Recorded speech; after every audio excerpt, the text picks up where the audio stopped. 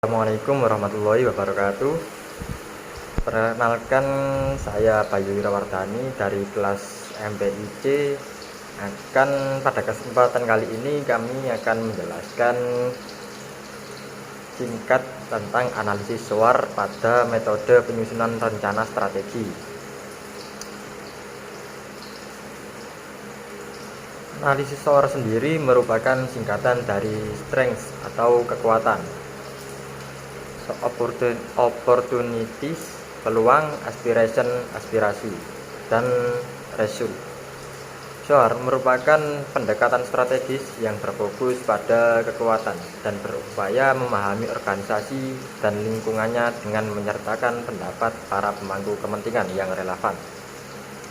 Tujuan dari analisis SWOT ialah untuk menyediakan cara bagi fakultas untuk terlibat dalam memikirkan dan mengidentifikasi kekuatan dan peluang untuk meningkatkan program menggunakan struktur yang dapat beradaptasi, responsif, dan memberikan hasil yang terukur.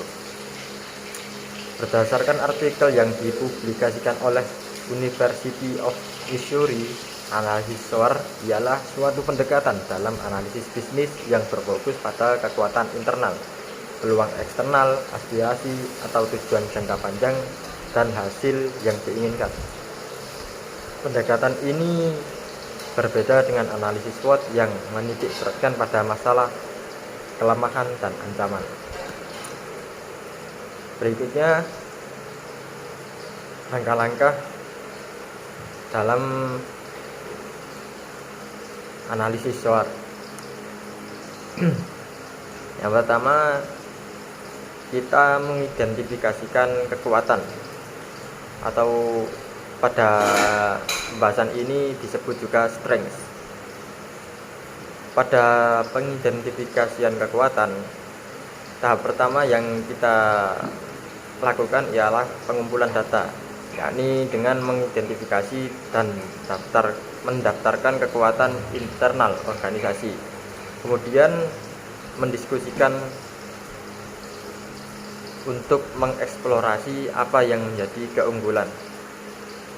Kemudian langkah kedua yakni mengidentifikasi peluang. Pada tahap kedua ini kita perlu menganalisis lingkungan eksternal. Yang dimaksud ialah meneliti tren pasar, kebutuhan pelanggan, serta inovasi yang dapat dimanfaatkan. Setelah menganalisis lingkungan eksternal, kita perlu juga memprioritaskan peluang, yakni menentukan peluang mana yang paling relevan dan menguntungkan. Kemudian langkah ketiga yakni menentukan aspirasi atau aspiration. Pada tahap ketiga ini kita harus melakukan atau membentuk visi dan misi, yakni dengan mendiskusikan dengan tim organisasi tujuan dari organisasi itu sendiri. Kemudian mengformulasikan aspirasi, yakni dengan membuat pernyataan yang jelas mengenai aspirasi dan tujuan yang ingin dicapai dari sebuah organisasi. Kemudian pada langkah keempat yakni menentukan hasil. Pada tahap ini kita mengkriteria keberhasilan, yakni dengan menentukan metrik yang akan digunakan untuk mengukur pencapaian aspirasi. Pada tahap ini juga kita perlu merencanakan aksi. Yang dimaksud rencanakan aksi ialah dengan membuat rencana untuk mencapai hasil yang diinginkan, serta termasuk langkah-langkah konkret dan penanggung jawab. Kemudian tahap kelima atau langkah kelima yakni pengevaluasi dan tindak lanjut. Pada tahap kelima ini kita perlu melakukan yakni tinjauan kembali secara berkala, evaluasi hasil dan kemajuan terhadap aspirasi, lalu menyesuaikan strategi yang direncanakan berdasarkan hasil evaluasi untuk mencapai tujuan yang lebih baik.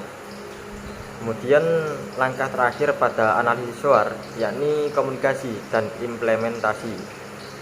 Pada tahap komunikasi dan implementasi ini kita perlu mensosialisasikan hasil, yakni dengan mengkomunikasikan temuan analisis kepada seluruh anggota organisasi.